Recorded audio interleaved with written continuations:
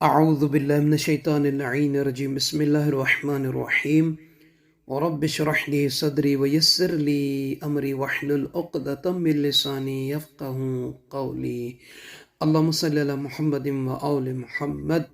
سامعین عزیز مومنین مومنات کہ حج اور عمرے کا ثواب ملے گا۔ جو شخص چاہتا ہے کہ عذاب قبر سے محفوظ رہے تو اسے ہمیشہ آپ سورہ تکاثر کو پڑھا کریں، انشاءاللہ عذاب قبر سے محفوظ رہیں گے۔ بسم اللہ الرحمن الرحیم۔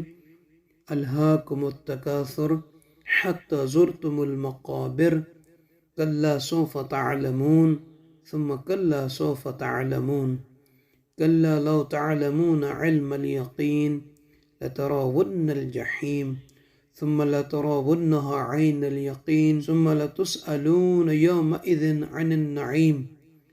صدق اللہ العلی العظیم۔ اور اس کے بعد حج اور عمرے کا ثواب حاصل کرنا چاہتے ہیں تو تسبیحات اربع کو اپنی زبان پر جاری رکھا کریں۔ سبحان اللہ والحمد للہ ولا الہ الا اللہ واللہ اکبر۔ یہ مختصر سی تسبیح کا ذکر آپ ہمیشہ کیا کریں۔ اللہ پاک آپ کو حج اور عمرے کا ثواب عطا فرمائے گا۔